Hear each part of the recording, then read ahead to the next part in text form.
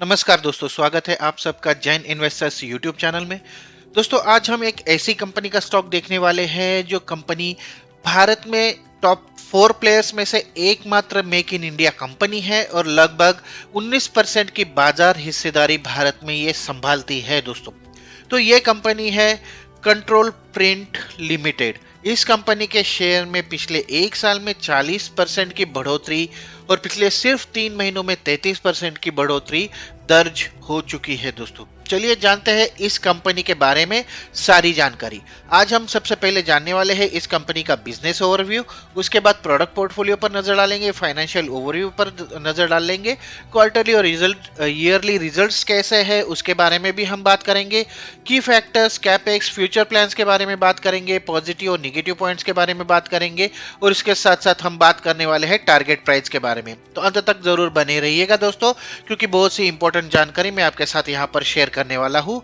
चलिए शुरू करते हैं आज का वीडियो और इस कंपनी के बिजनेस ओवरव्यू पर एक नजर डाल लेते हैं।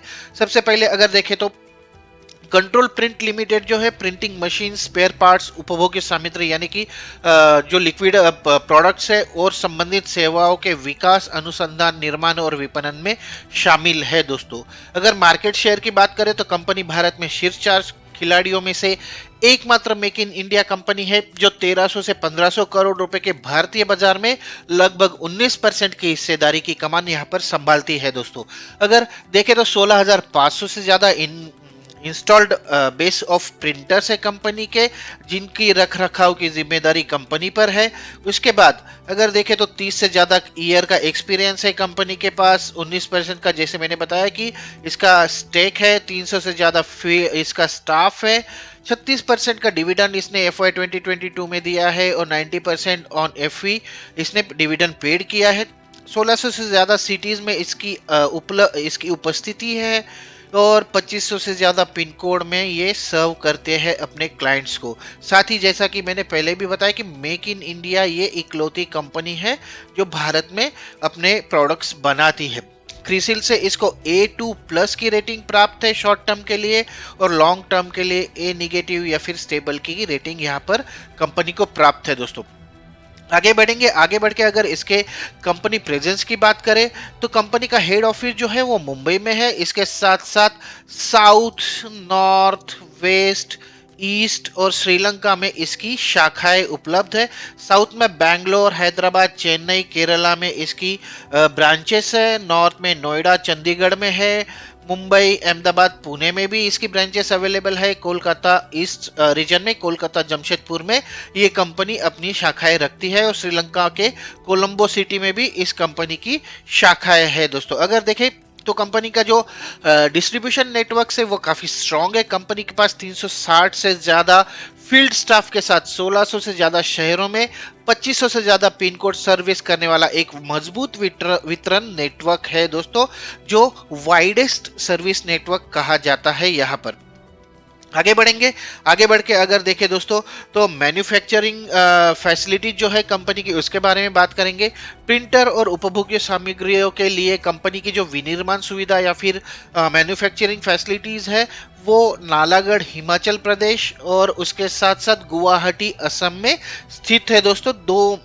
नालागढ़ में जहां 30,000 स्क्वायर फीट की मैन्युफैक्चरिंग फैसिलिटी है और वहां पर continuous inkjet printer CIJ, large character printer, thermal transfer over printer, hot quick coder और हॉट रोलर कोडर यहां पर बनाए जाते हैं। इसके साथ साथ गुवाहाटी की जो फैक्ट्री है वो काफी बड़ी है दोस्तों, दुगने से भी ज्यादा एरिया कवर करती है, 70,000 स्क्वायर फीट का, और यहाँ पर mainly ink and solvent manufacturing की जाती है, जिसमें थर्मल इंकजेट प्रिंटर है और हाई रिजोल्यूशन प्रिंटर भी है दोस्तों।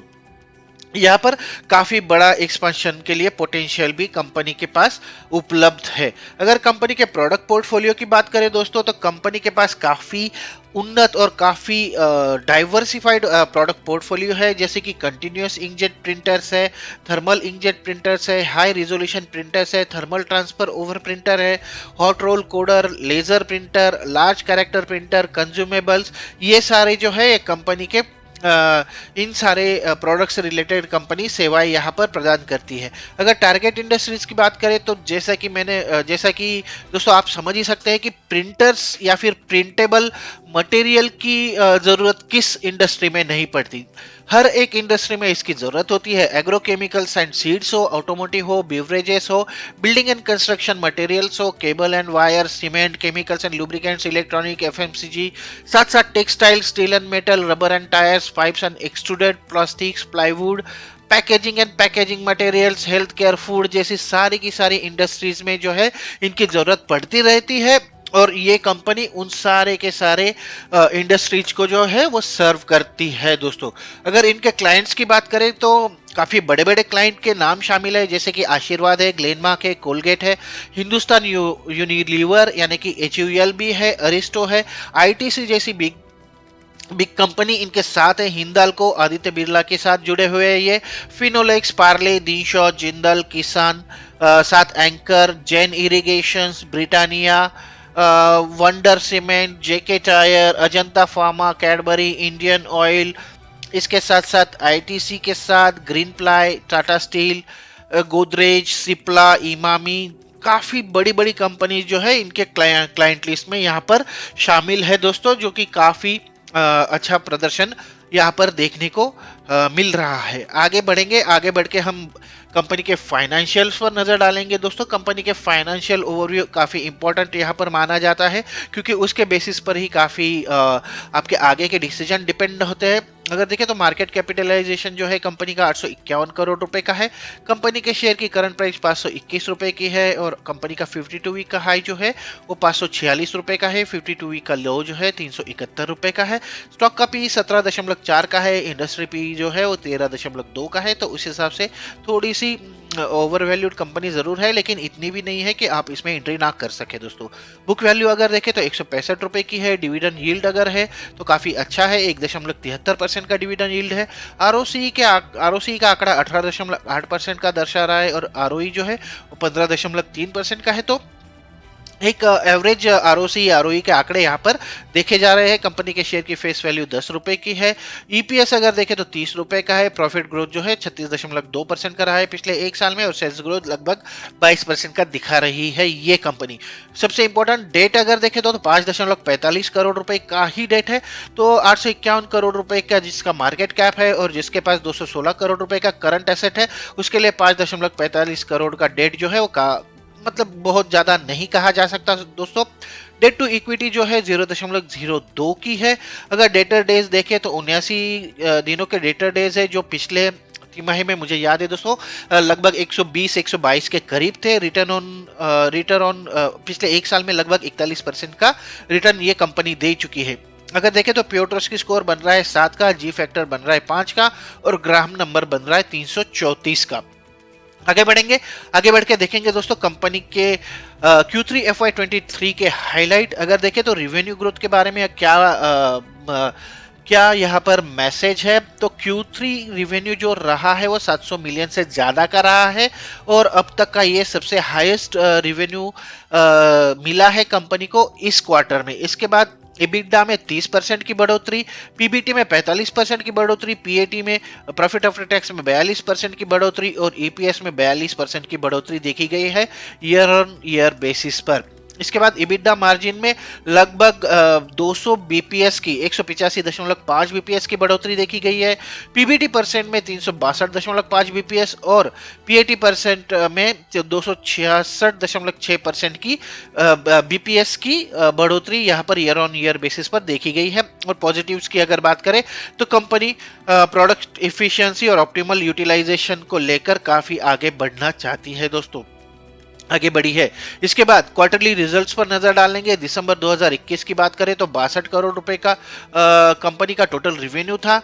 इनका ऑपरेटिंग प्रॉफिट 15 करोड़ रुपए का था, और नेट प्रॉफिट जो था वो 9 करोड़ रुपए का था। इसके बाद सितंबर 2022 में 72 करोड़ रुपए हो गया इनका टोटल सेल्स या फिर इनकम। उसके बाद 18 करोड़ रुपए हो गया इनका प्रॉफिट बिफोर टैक्स या ऑपरेटिंग प्रॉफिट, और 11 करोड़ इनका नेट प्रॉफिट रहा था। इसके साथ साथ दिसंबर 2022 के आंकड़े अगर बात करें पिछली तिमाही तिमाही के तो 78 करोड़ रुपए का प्रॉफिट, 20 करोड़ रुपए का ऑपरेटिंग प्रॉफिट। यहाँ पर ऑपरेटिंग मार्जिन अगर देखें दोस्तों तो 25% का है, जो काफी अच्छा माना जाएगा। और कंपनी कंटिन्यूअसली मेंटेन कर रही है इनके ऑपरेटिंग प्रॉफिट को। अगर सिर्फ मार्च 2020 का एक क्वार्टर छोड़ दिया जाए तो लगभग 24-25% का इनका ऑपरेटिंग मार्जिन है, जो काफी अच्छा माना जा सकता है। और अगर नेट प्रॉफिट की बात कर ले तो नेट प्रॉफिट रहा है दिसंबर 2022 के आंकड़ों के हिसाब से 13 करोड़ रुपए का। तो पिछले एक साल में 9 करोड़ रुपए से लेके 13 करोड़ रुपए, लगभग 50% का यहाँ पर उछाल देखा गया है दोस्तों।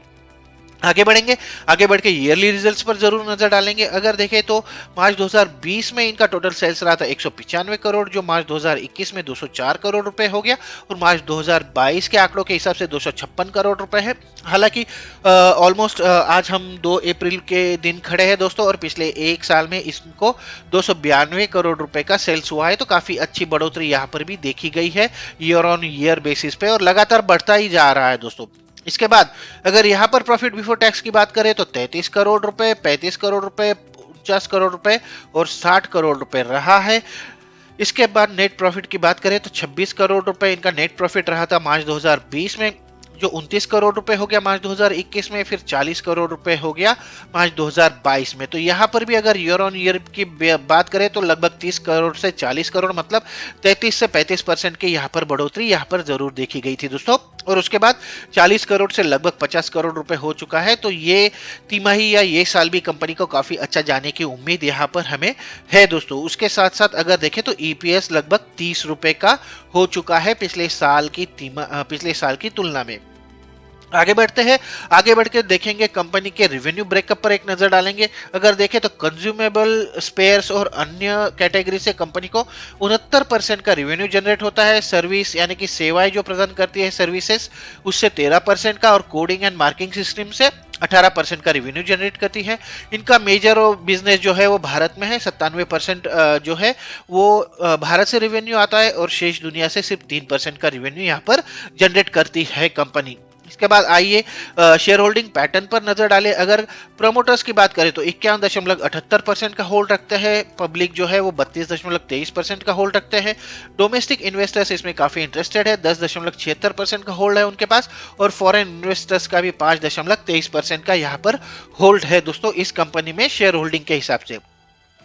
आगे बढ़ेंगे, आगे बढ़ के उन की फैक्टर्स पर नजर डालेंगे दोस्तों जो कंपनी के शेयर की प्राइस ऊपर या नीचे करने में सहायक सिद्ध होती है, और उसकी टारगेट प्राइस डिसाइड करने के लिए जो इम्पैक्ट करती है दोस्तों। इसमें सबसे पहले हम नजर डालेंगे कंपनी के पॉजिटिव पॉइंट्स पर। अगर पॉजिटिव पॉइंट्स की बात करें, लेकिन उससे पहले दोस्तों अगर आपको मेरे वीडियोस अगर पसंद आ रहे हैं तो इन्हें लाइक जरूर कीजिए दोस्तों, और अगर आप मेरे चैनल पर नए हैं तो मेरे चैनल को सब्सक्राइब जरूर कीजिए। साथ ही बेल का आइकॉन प्रेस कर ऑल का ऑप्शन सिलेक्ट कर लीजिए, क्योंकि ऐसी ही नई नई जानकारी मैं आपके साथ शेयर करने वाला हूँ हर वक्त, नए शेयर्स के बारे में जो आपकी मदद कर सकती है आपकी आगे की इन्वेस्टमेंट स्ट्रेटजी डिसाइड करने में। तो चलिए मुड़ते हैं वीडियो की ओर और जानते हैं कंपनी के फाइनेंशियल नंबर, कंपनी के पॉजिटिव पॉइंट्स के बारे में। सबसे पहले अगर देखें तो कंपनी लगभग कर्ज मुक्त है।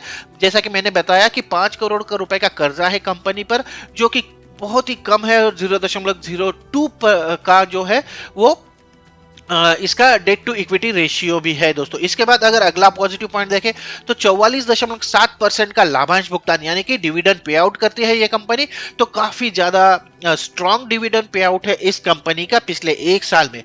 इसके साथ साथ अगर निगेटिव पॉइंट्स की बात करें दोस्तों, तो निगेटिव पॉइंट्स में कंपनी ने पिछले 5 वर्षों में जो है इनकी जो बिक्री वृद्धि है यानी कि सेल्स ग्रोथ है वो थोड़ी सी कम रही है दोस्तों। 11.6% की इनकी सेल्स ग्रोथ रही है, जो कि इंडस्ट्री के स्टैंडर्ड के हिसाब से नहीं मानी जाएगी। आइए आगे बढ़ेंगे, आगे बढ़ के की फैक्टर्स पर नजर डालेंगे, जिसमें जेवी, जॉइंट वेंचर और कोलैबोरेशन के बारे में बात करेंगे।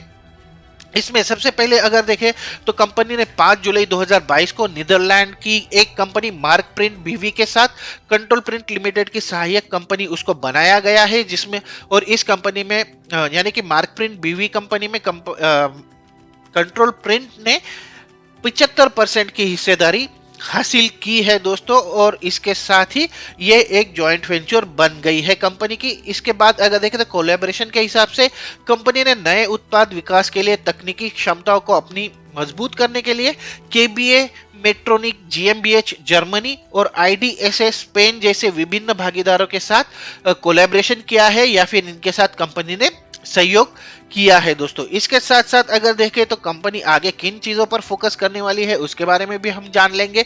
अगर देखें तो कंपनी प्रिंटर के बढ़ते स्थापित आधार और प्रमुख क्षेत्रों के साथ साथ नए क्षेत्रों में बढ़ती हिस्सेदारी के साथ बड़े बाजार हिस्सेदारी पर ध्यान केंद्रित कर रही है दोस्तों। अगर देखें तो कंपनी की निर्यात या फिर एक्सपोर्ट बढ़ाने पर भी कंपनी का फोकस है। अगर देखें तो अभी के हिसाब से कंपनी का कुल रिवेन्यू जो आता है निर्यात से या फिर एक्सपोर्ट से वो 3% का है, लेकिन पिछले साल के मुकाबले यानी कि वित्त वर्ष 2021 के मुकाबले वित्त वर्ष 2022 में ये भी 28% से बढ़ा है दोस्तों। तो वहां पर भी 28% की बढ़ोतरी देखी गई है। ये company Sri Lanka, Bangladesh, Nepal, Bhutan, Kenya, Italy, Tanzania, Germany आदि देशों में प्रिंटर और उपभोग्य सामग्रियों का निर्यात करती है दोस्तों। अब आगे बढ़ेंगे।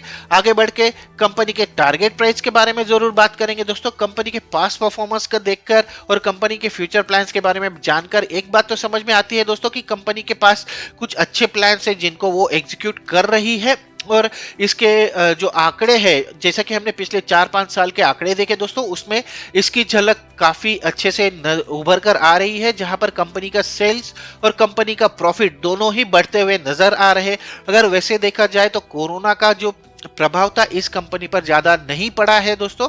अगर देखें तो मार्च 2020 से मार्च 2021 के आंकड़े भी इतने प्रभावित नहीं हुए कोरोना के वजह से, और इसके जो रिवेन्यू और प्रॉफिट के आंकड़े हैं उनमें उछाल देखा गया है दोस्तों। पिछले साल सितंबर में 500 की लेवल छू चुका था इस कंपनी का शेयर, और उसके बाद ये शेयर एक करेक्शन फेज से गुजरा, जहां दिसंबर में ये 380 की लेवल तक नीचे गिर गया था। लेकिन दिसंबर के बाद लगभग जनवरी के बाद इस शेयर में इस साल के 3 महीनों में इस शेयर में काफी ज्यादा अच्छा परफॉर्मेंस देखने को मिला है, और सिर्फ पिछले 3 महीनों में ये 33% से ज्यादा का रिटर्न दे चुका है अपने शेयर होल्डर्स को। ऐसे में अगर ये शेयर 500 की लेवल तक नीचे आता है दोस्तों तो एक अच्छी बाइंग पोजीशन जरूर बन सकती है, यहाँ पर ये हमारा अनुमान है। लेकिन हमेशा की तरह मेरी सलाह यही रहेगी कि अगर आप इस शेयर में इन्वेस्ट करना चाहते हैं तो थोड़ा थोड़ा करके ही अकोमोडेट कीजिए, और साथ ही स्टॉप लॉस जरूर लगाइए, क्योंकि ताकि किसी भी निगेटिव सिचुएशन का एकदम से आपके ऊपर इम्पैक्ट ना हो और आपका जो पैसा है वो सिक्योर रह सके। भले ही हमें 2% का कम रिटर्न मिला दोस्तों तो चलता है, लेकिन हमें निगेटिव में नहीं जाना है, हमें नुकसान में नहीं जाना है। टारगेट प्राइस की बात करें तो अगले 1 साल में इस शेयर में लगभग 30 से 40% का रिटर्न जरूर दे सकता है ये शेयर, और 670 से 750 के लेवल छू सकता है, ऐसा हमारा अनुमान है दोस्तों। जैसा कि मैं बता रहा हूं कि थोड़ा सा केयरफुली रहिए, क्योंकि मार्केट जो है वो काफी सेंटिमेंट से भरा हुआ है, और पिछले कुछ दिनों में यहाँ पर काफी उतार चढ़ाव देखा जा रहा है दोस्तों। तो आप किसी भी शेयर में जाइए, किसी भी शेयर में परचेस कीजिए, सेल कीजिए, हेज कीजिए, लेकिन थोड़ा सा केयरफुल रहिए और अपना पूरा पैसा एक साथ मत लगाइए दोस्तों। तो इसी सलाह के साथ मैं आज का वीडियो समाप्त करूंगा। ये था कंट्रोल प्रिंट्स लिमिटेड के शेयर का फुल एनालिसिस दोस्तों। अगर आपके मन में इस स्टॉक को लेकर कोई सवाल है तो आप कमेंट बॉक्स में बताइए, मैं जरूर आपके सवालों के जवाब देने की कोशिश करूंगा। आशा करता हूं कि ये वीडियो आपको पसंद आएगा, आपके काम आएगा आगे की स्ट्रेटेजी डिसाइड करने के लिए। तो आज के वीडियो में यही रुकता हूं, मिलते हैं अगले वीडियो में एक नए शेयर के साथ, एक नई जानकारी के साथ। तब तक के लिए नमस्कार दोस्तों।